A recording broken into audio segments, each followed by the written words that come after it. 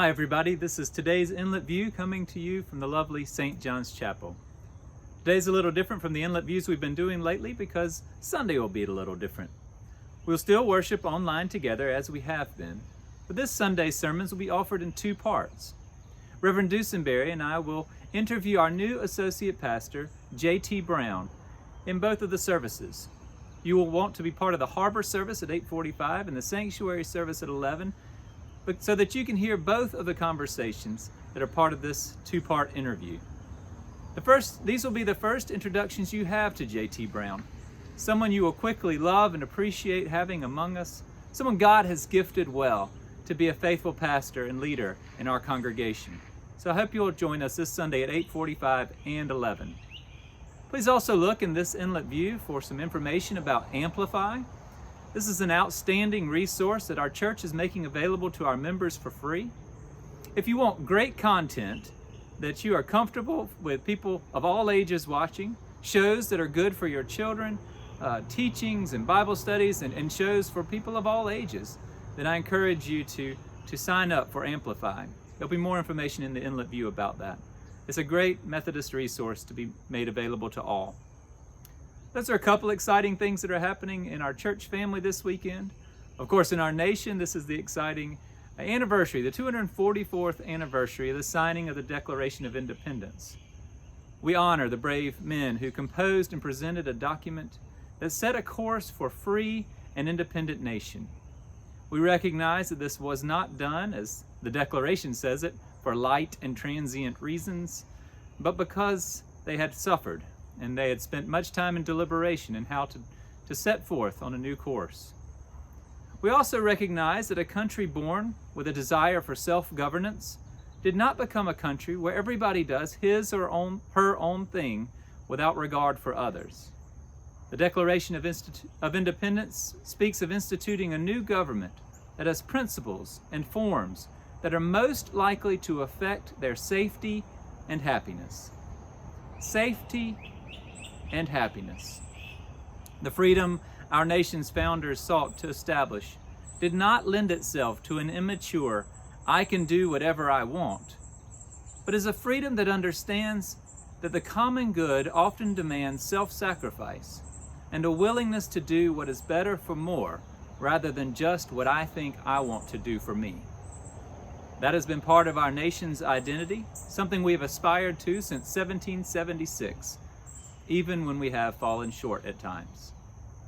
It's truer of our Christian faith and teachings, what we've aspired to since Jesus walked this earth and showed us love and humility. St. Paul in the Bible gives the most attention to Christian freedom and responsibility, showing us that they cannot be divided. Certainly, they are not oppositional forces. He wrote in Galatians 5, "For freedom Christ has set us free. Stand firm, therefore, and do not submit again to a yoke of slavery."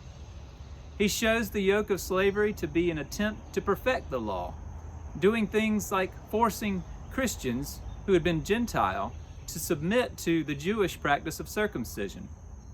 Paul teaches that in Christ Jesus, neither circumcision nor uncircumcision counts for anything. The only thing that counts is faith through love. And then he wraps up this teaching by pointing out that you are called to freedom, brothers and sisters. Only do not use your freedom as an opportunity for self-indulgence, but through love become slaves to one another. For the whole law is summed up in a single commandment: you shall love your neighbor as yourself. It's not unlike what he says in 1 Corinthians 6:12. All things are lawful for me, but not all things are beneficial.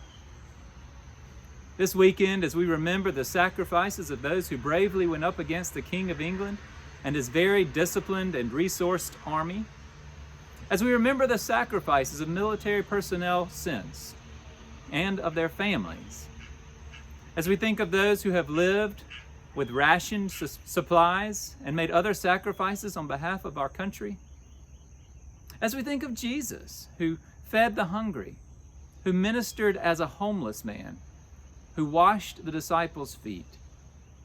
This weekend, as we recall St. Paul's teachings on the right use of liberty, freedom from sin, freedom from having to perfect the law to earn salvation, freedom to care for others and for self in responsible and generous ways. May we look for ways to celebrate and use our freedom for, as the founders said, safety and happiness. When I think of those words, I think face masks as one way of being safe and helping to contribute to others. I think of not congregating in large numbers right now, as we might have on other July 4ths. I think of us looking actively for ways to honor and uphold our nation's founding principle that all persons are created equal. And of course, I think of us joining together in worship, even online, so that we can gather in praise of God as one body wherever we are dispersed.